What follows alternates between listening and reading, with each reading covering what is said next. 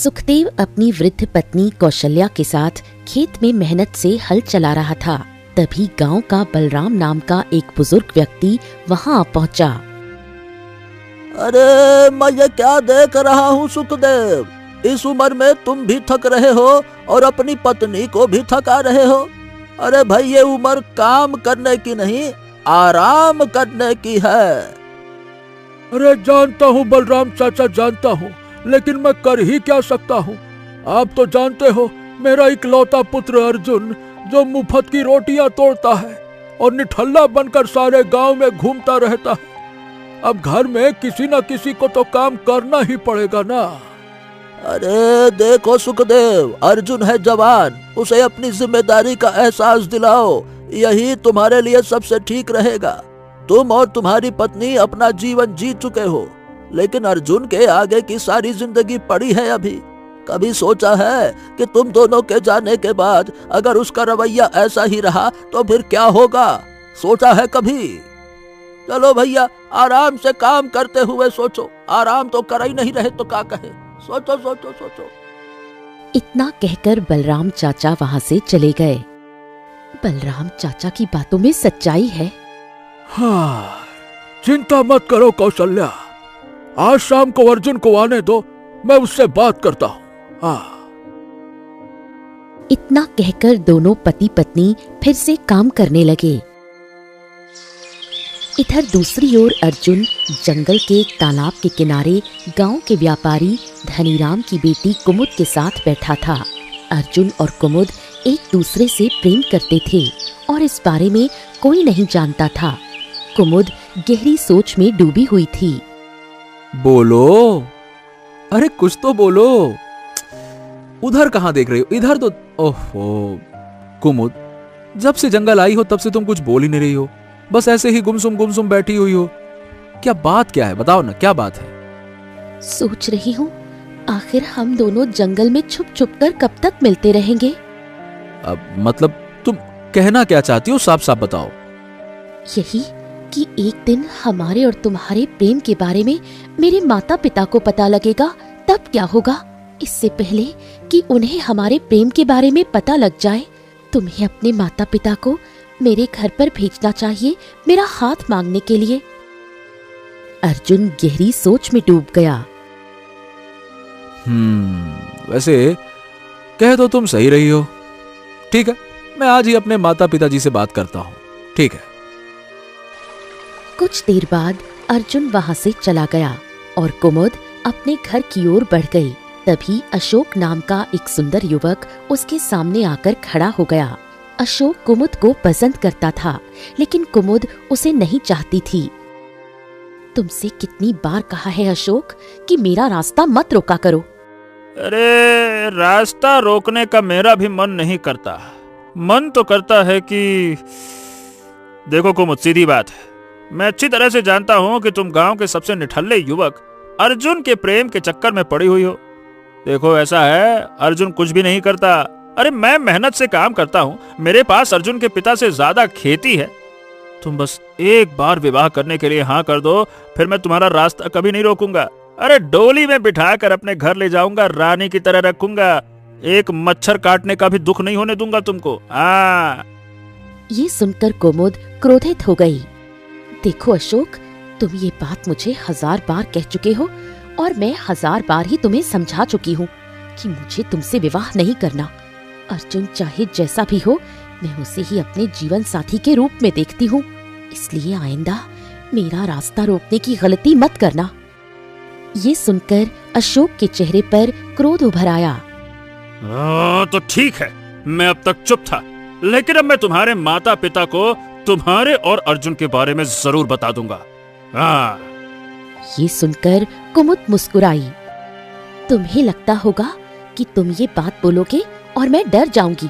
अरे मूर्ख, आज ही मैंने अर्जुन से कहा है कि वो अपने माता पिता को मेरे घर पर भेजे मेरा हाथ मांगने के लिए। आज नहीं तो कल मेरे माता पिता को पता चलना ही है।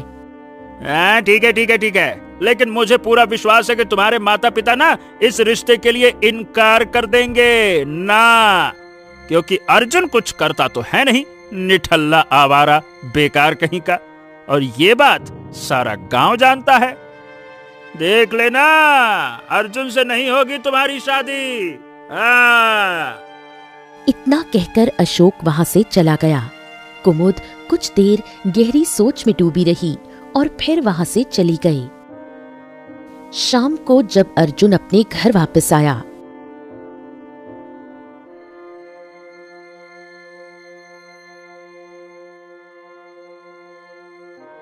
हाँ बेटा अर्जुन, इधर आओ इधर आओ, मुझे तुमसे कुछ जरूरी बात करनी है। हाँ पिताजी बोलिए ना, क्या बात करनी है? अरे क्या बात करनी है क्या? अरे इस उम्र में अपने बूढ़े माँ बाप से खेत में काम करवा रहा है तू। आखिर तू अपनी जिम्मेदारी कब संभालेगा? अब तो गांव के लोग भी ताना मारने लगे हैं। नहीं तो क्या बात करनी है ये बता। आखिर तू सारा दिन गांव में करता क्या रहता है? बता, क्या करता है तू? अर्जुन कुछ देर नजरें झुकाकर खड़ा रहा। पिताजी दरअसल मैं कुमुद से प्रेम करता हूँ और उससे शादी करना चाहता हूँ। मैं अपना अधिकतर समय कुमुद के साथ ही बिताता हूँ। ये सुनते ही सुखदेव के चेहरे पर क्रोध उभर आया। वो अपनी पत्नी की ओर मुड़ा। देखो, सुन लिया? अरे कौशल्या, सुन लिया ना? अरे काम के न काज के, दुश्मन अनाज के, और ऊपर से प्रेम भी कर रहे हैं ये राजकुमार। धनी राम की बेटी से प्रेम कर रहे हैं, जो कि इस गांव का कितना धनवान व्यक्ति है। अरे नालायक कहीं के निठल्ले, अगर तू सोचता है कि धनी राम अपनी बेटी का हाथ तुझे सौंप देगा तो यह तेरे जीवन की सबसे बड़ी भूल है। क्योंकि दुनिया का कोई भी बाप अपनी बेटी का हाथ एक निकम्मे के हाथों में नहीं देता है। नालायक कहीं का। हाँ, नहीं तो चले हैं प्रेम करने। खाने को दाना नहीं, प्रेम करना है। इतना कहकर सुखदेव वहां से चला गया।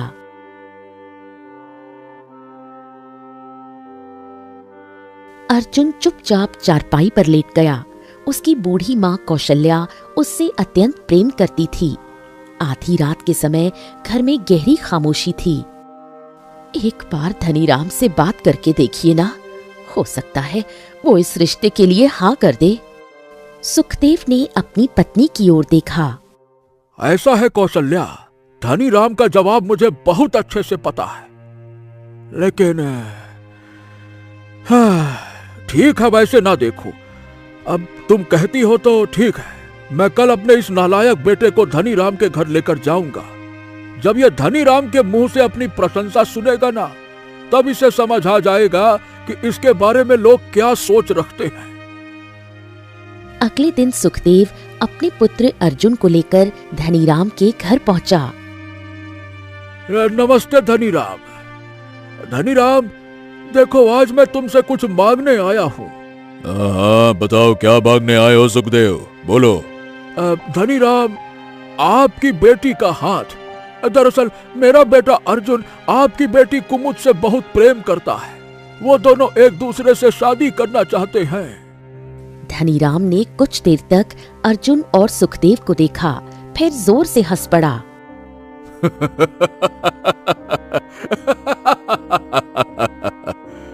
अच्छा, और सुखदेव, तुम्हें लगता है कि मैं अपनी बेटी तुम्हारे निकम्मे बेटे के हाथों में सौंप दूंगा, हैं? सुखदेव क्रोधित नहीं हुआ, बल्कि मुस्कुराया। अब क्या कहूं, बिल्कुल नहीं लगता धनीराम जी। लेकिन मेरे बेटे को ऐसा लगता है कि गांव में सभी इसे राजकुमार समझते हैं। अगर मैं अकेले में आपसे आपकी बेटी का हाथ मांगता और आप यही जवाब देते तो शायद ये भरोसा नहीं करता। इसीलिए इसे साथ लेकर आया हूं, ताकि ये भी सुन ले कि गांव में इसकी कितनी प्रशंसा होती है। धनीराम फिर हंस पड़ा। अर्जुन, तुझे पता है तू इस धरती पर बोझ है, बोझ। तू किसी काम का तो है नहीं, आवारा, निठल्ला, निकम्मा। बस बस धनीराम जी, बस। आपको इस तरह से मुझे अपमानित करने का कोई अधिकार नहीं है। मैं आपकी बेटी से प्रेम करता हूं और वो भी मुझसे प्रेम करती है। कोई जबरदस्ती नहीं करने आया मैं। अरे तो कुमुद अभी नादान है, लेकिन तू तो समझदार है ना। कभी सोचा है कि शादी के बाद मेरी बेटी को खिलाएगा क्या, रखेगा कहाँ? अरे तुम तो खुद अपने माँ बाप के टुकड़ों पे पल रहे हो, खाने का ठिकाना नहीं है, पहनने के लिए कपड़े नहीं है, बात करते हो। ये सुनकर अर्जुन का चेहरा तमतमा उठा। हाँ तो ठीक है, लेकिन अगर मैं धनवान बन जाऊं तब क्या आप अपनी बेटी का हाथ मेरे हाथ में सौंपेंगे? बताइए, बोलिए। हाँ बिल्कुल, तब कौन इनकार करेगा। लेकिन ये बताओ तुम धनवान बनोगे कैसे? हकीकत में तो कभी बन नहीं सकते। हाँ, सपने में जरूर बन सकते हो। तो एक काम करो, सपने में बनो धनवान और सपने में करो मेरी बेटी से विवाह। हकीकत में तो ये संभव नहीं है। सुखदेव ने अर्जुन की ओर देखा। बस मिल गई तसल्ली। अब चल घर चल, कि और बेइज्जती करवानी है तुझे। चल घर चल। घर लौटकर सुखदेव ने सारी घटना कौशल्या को बताई। वो मेरे बेटे का अपमान करता रहा और आप सुनते रहे। अरे तो और क्या करता, शुक्र मनाओ कि उसने केवल अपमान किया। अगर मेरी बेटी होती और इसके जैसा निकम्मा उसका हाथ मांगने आता था ना, तो मैं लाठी डंडे से पीट पीट कर बाहर निकाल देता। नहीं तो। पिताजी पिताजी बस कीजिए, अब बस कीजिए ना, अपमान सहने की भी एक हद होती है। अच्छा, वाह बेटा वाह। अगर अपमान का इतना ही बुरा लग रहा है तो कल से मेरे साथ खेत में काम पर लग जा। बात करता है। अर्जुन कुछ क्षण गहरी सोच में डूब गया।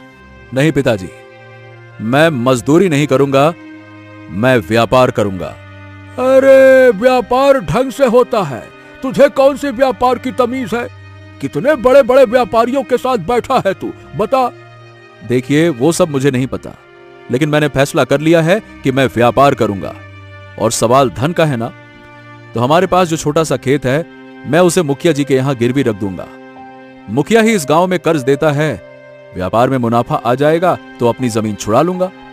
सुखदेव क्रोधित हो उठा और कौशल्या की ओर देखा। वाह वाह वाह वाह वाह वाह, सुना कौशल्या, तुमने सुना? अरे तुम कुछ कहती क्यों नहीं हो? तुम्हारे मुंह में गुड़ जम गया है क्या?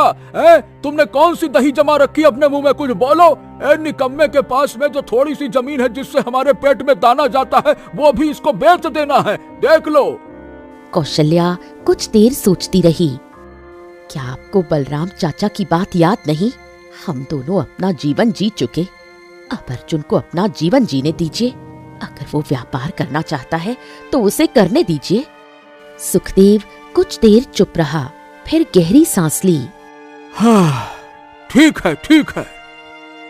सुखदेव ने एक कागज का टुकड़ा अर्जुन को थमा दिया। ये ले, जा कल जाकर जमीन मुखिया के यहाँ गिरवी रख दे, जितना धन मिलता है ले आना। लेकिन ध्यान रखना, उस धन का सही उपयोग करना, सही उपयोग। अर्जुन के चेहरे पर दृढ़ता की चमक आ गई। अगले दिन अर्जुन दृढ़ निश्चय के साथ गांव के मुखिया के पास पहुंचा। उसके हाथ में खेत के कागज थे। राम राम मुखिया जी। मुखिया जी, मैं अपना खेत गिरवी रखना चाहता हूँ, कुछ कर्ज लेना है आपसे। मुखिया ने अर्जुन को ऊपर से नीचे तक देखा। अरे कर्ज लेना है, लेकिन क्यों लेना है भाई? मैं व्यापार करना चाहता हूँ, तरक्की करना चाहता हूँ, आगे बढ़ना चाहता हूँ, इसीलिए। मुखिया जोर से हंस पड़ा। क्या बात है अर्जुन, मैंने सुना था कि लोग रात में सपने देखते हैं, वो भी सोते हुए, लेकिन पहली बार एक ऐसा नमूना देख रहा हूँ जो जागती आंखों से सपना देख रहा है। अर्जुन और व्यापार। वो फिर से हंस पड़ा और कुछ धन अर्जुन को थमा दिया। अच्छा ठीक है, ये ले, 2 माह का समय देता हूँ। 2 माह में कर्जा नहीं चुकाया तो ये खेत तुमसे छीन लिया जाएगा।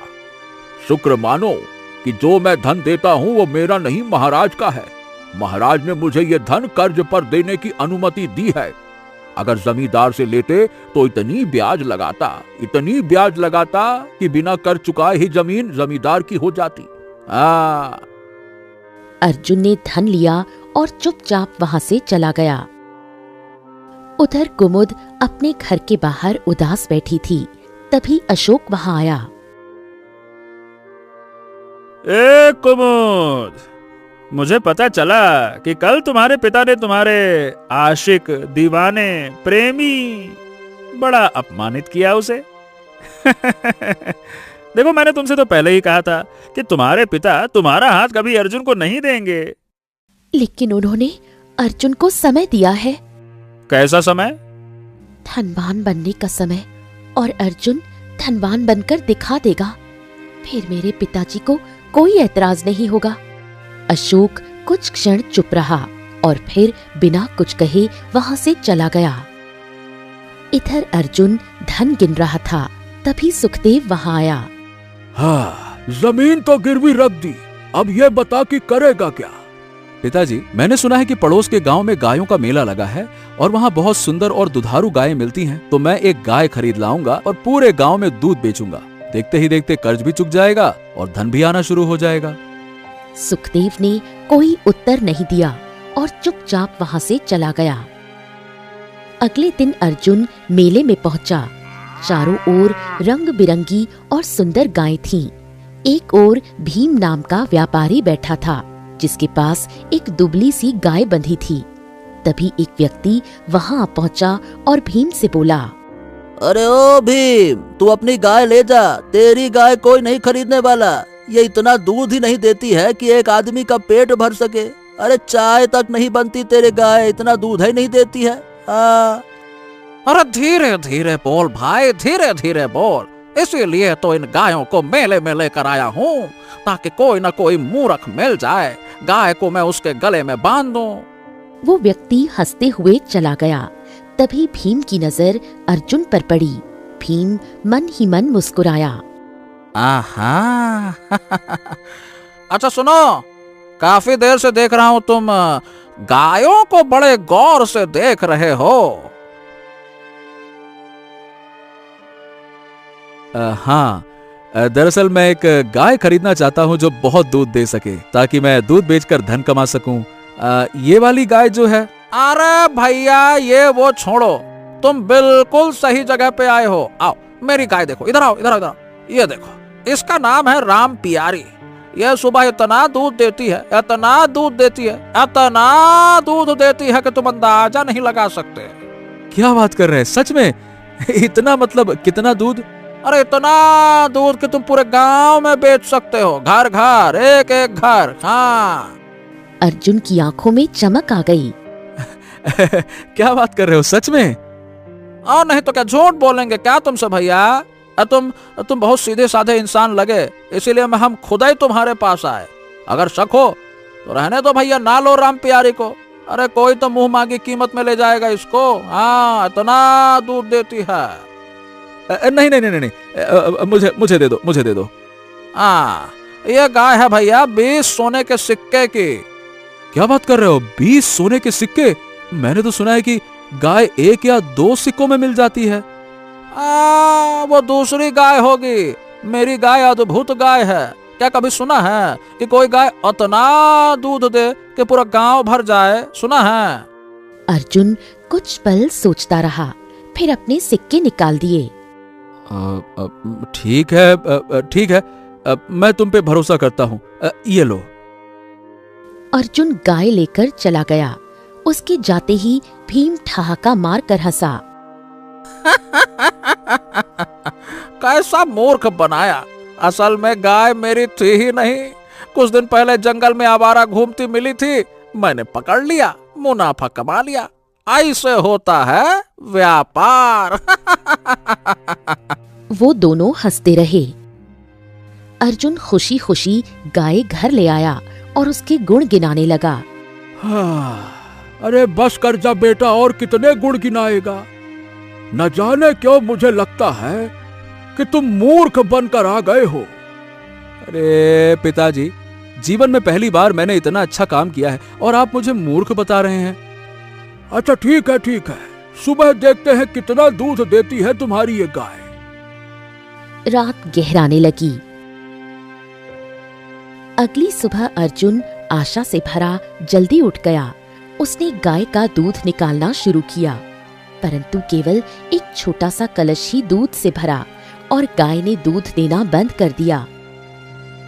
हैं? हे भगवान, बस इतना सा दूध? अर्जुन ने दोबारा कोशिश की, तभी गाय ने जोरदार लात मारी और अर्जुन नीचे गिर पड़ा। अरे रे रे रे रे रे रे! उसी समय सुखदेव वहां आ गया। क्या हुआ बेटा?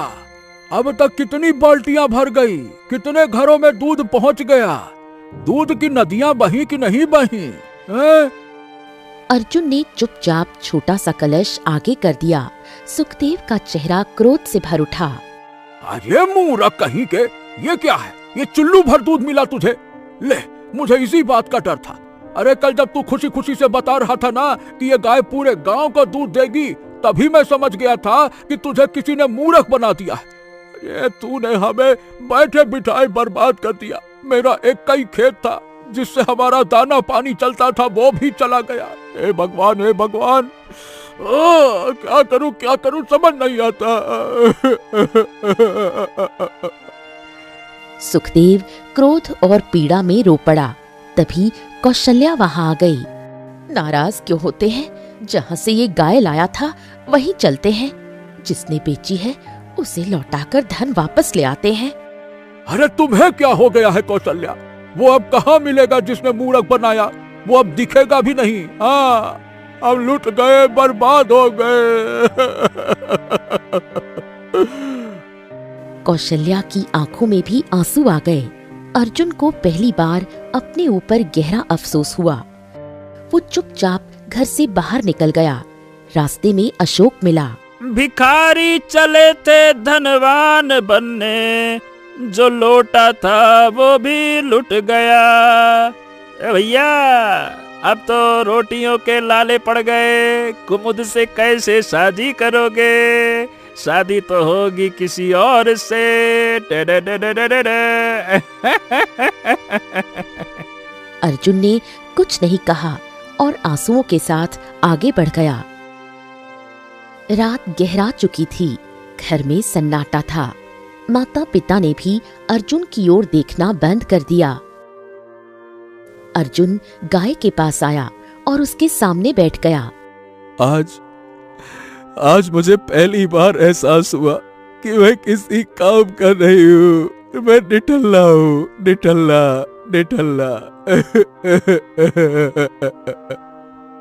वो फूट फूट कर रोने लगा। अचानक गाय मनुष्य की आवाज में बोली, किसने कहा कि तुम किसी काम के नहीं? तुम केवल स्वभाव से भोले हो, लेकिन तुम्हारी किस्मत बुलंद है। अर्जुन स्तब्ध रह गया।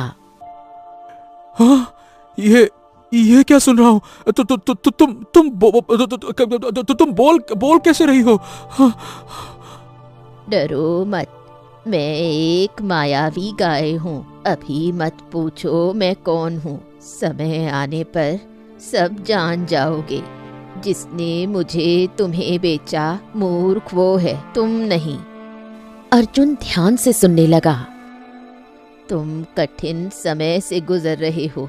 मेरी बात ध्यान से सुनो। कल सुबह जंगल की गहराई में जाना। वहाँ तुम्हें एक वृक्ष मिलेगा जिस पर अलग अलग तरह के पुष्प खिले होंगे। उसके पास खुदाई करना। एक बक्सा मिलेगा जिसमें सोने के सिक्के होंगे, लेकिन ध्यान रखना वो सिक्के सीधे मेरे पास लाना। अपने माता पिता को मत बताना। फिर मैं बताऊंगी आगे क्या करना है। ठीक है। अगली सुबह अर्जुन जंगल की गहराई में पहुंचा। बहुत देर भटकने के बाद उसे वो विचित्र वृक्ष दिखा जिस पर अलग अलग रंगों के पुष्प खिले थे।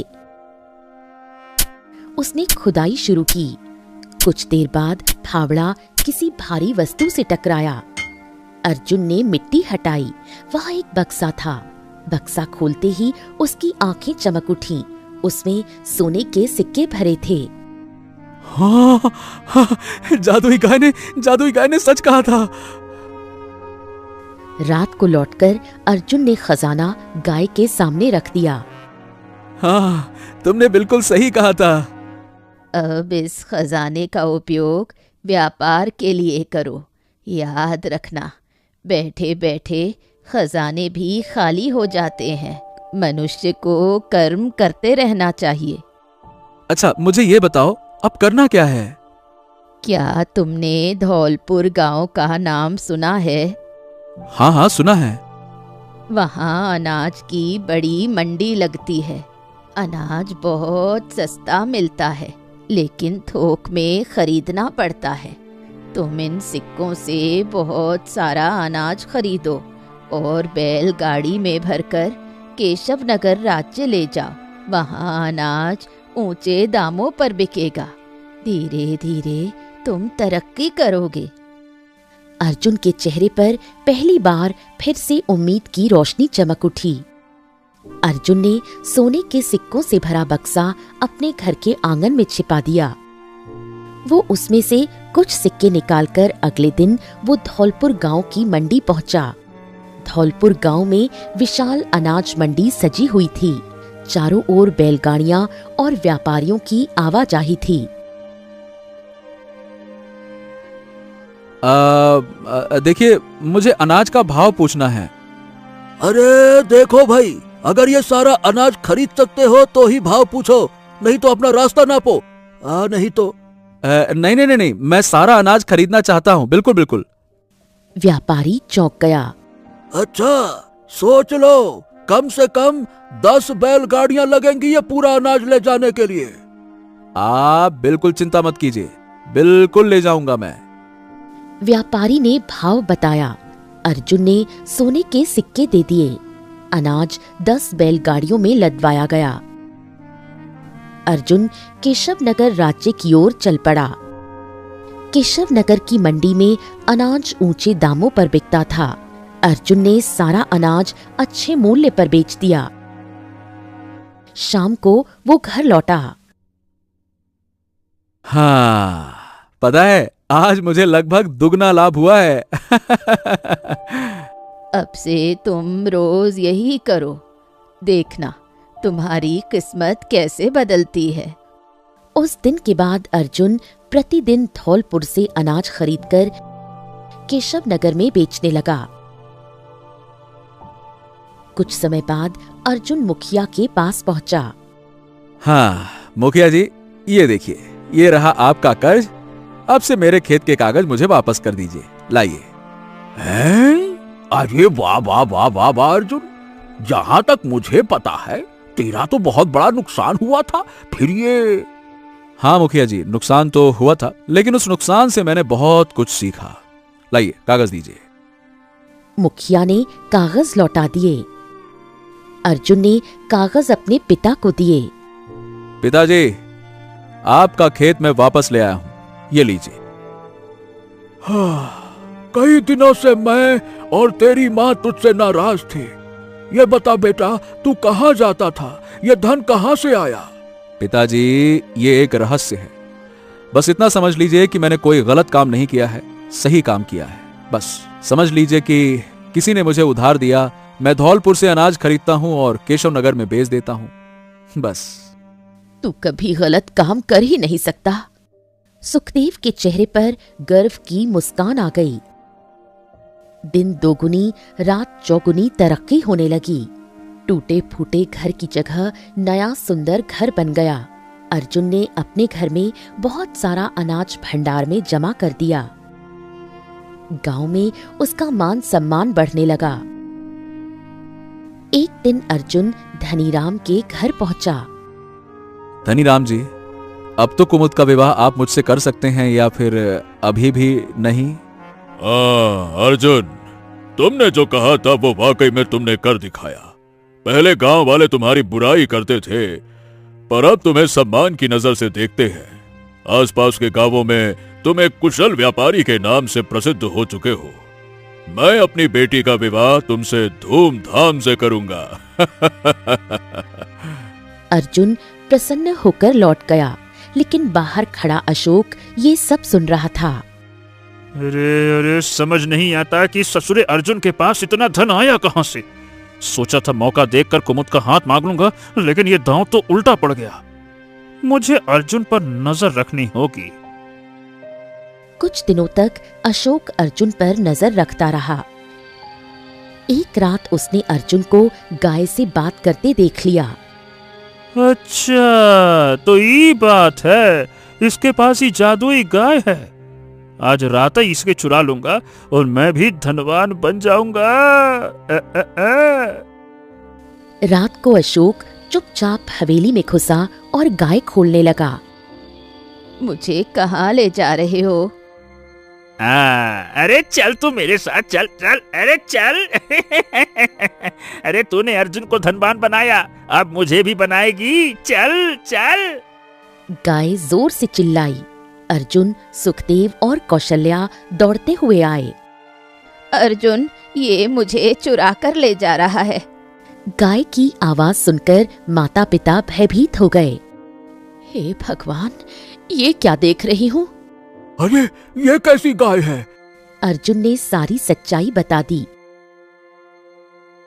अचानक गाय रंग बिरंगी किरणों में बदलकर एक साधु के रूप में प्रकट हो गई।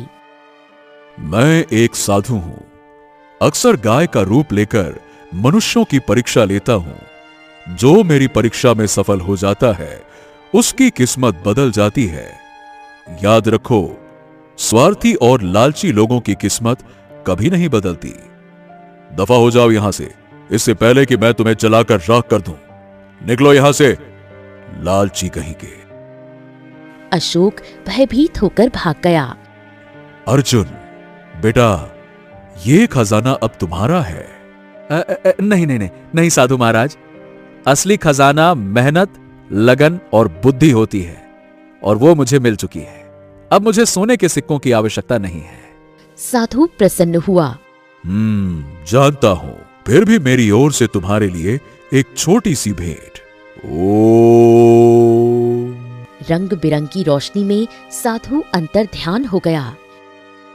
1 महीने बाद अर्जुन और कुमुद का विवाह धूमधाम से संपन्न हुआ।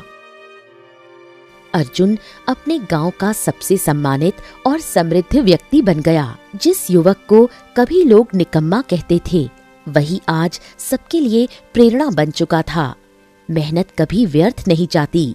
अपमान अगर संकल्प में बदल जाए तो वही सफलता की पहली सीढ़ी बन जाता है।